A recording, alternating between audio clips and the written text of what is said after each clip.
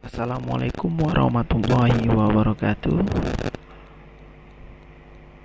Kali ini bertemu lagi dengan saya Anggi Saputra yang akan mempresentasikan tugas individu analisis isu kontemporer di lingkungan SDN 006 Sungai Soria, Kecamatan Kuantan Hilir Seberang, Kabupaten Kuantan Singingi. Nah, kita masuk langkah-langkah dalam membedah isu. Yang pertama adalah identifikasi isu, yang kedua teknik terpisah, yang ketiga isu yang terpilih, dan yang keempat analisis fishbone, dan yang terakhir nanti penyelesaian isunya. Selanjutnya kita masuki ke analisis isu-isu. Nah, kebetulan di SD tempat saya mengajar, adapun isu-isu yang berkembang adalah yang pertama, belum optimalnya penguasaan pembelajaran.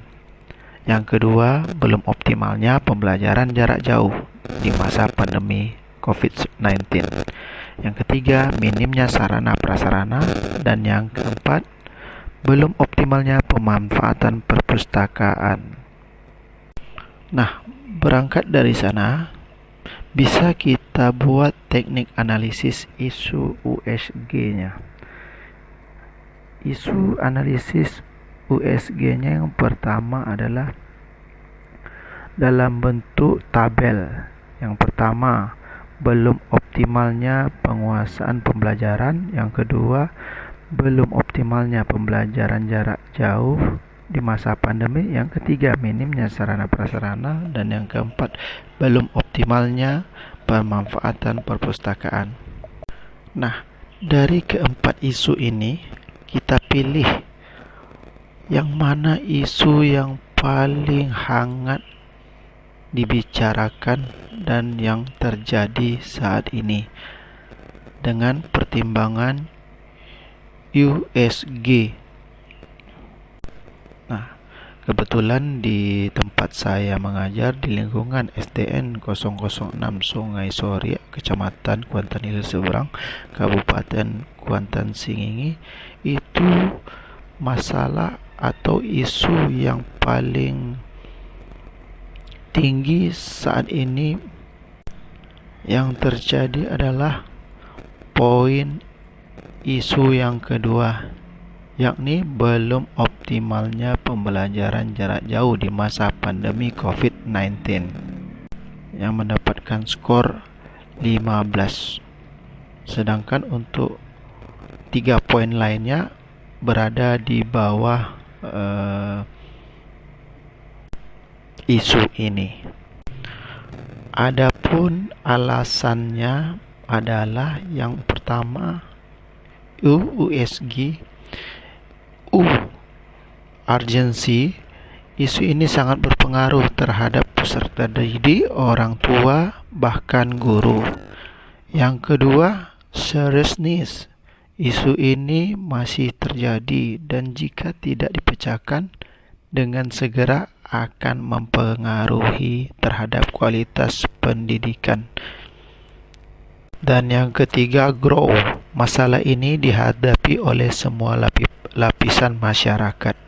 Lalu apa sih dampaknya dari isu ini? Yang pertama adalah penurunan pencapaian pembelajaran. Yang kedua, menurunnya kualitas belajar. Yang ketiga, menurunnya semangat belajar. Adapun penyebab dari terjadinya isu ini,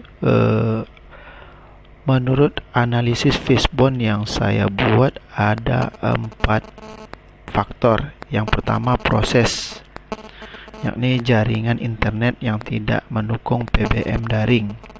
PBM adalah proses belajar mengajar. Yang kedua, people, yang orang tua sedikit mengetahui ilmu teknologi atau IT. Selanjutnya, keterbatasan guru dalam mengontrol pembelajaran siswa di rumah. Yang ketiga, meningkatnya kejenuhan peserta didik di dalam proses pembelajaran daring ini. Dan yang keempat, tidak semua siswa memiliki HP, dan tentu untuk pembelajaran daring ini kita memerlukan kuota. Nah, harga kuota mungkin dianggap cukup mahal bagi lingkungan guru dan siswa di lingkungan SDN 006 Sungai Sorik. Nah, adapun yang terakhir, saran penyelesaian dari masalah ini adalah yang pertama, 1. Proaktif menghubungi siswa dan orang tua untuk bagi guru. Yang kedua, memberikan tugas secara manual bagi siswa yang tidak memiliki perangkat daring. Yang ketiga, memberikan media pembelajaran. Dan yang keempat, tidak kalah pentingnya adalah andil orang tua dalam membimbing dan mengontrol belajar siswa di rumah. Nah, itulah analisis isu yang saya presentasikan. Semoga bermanfaat bagi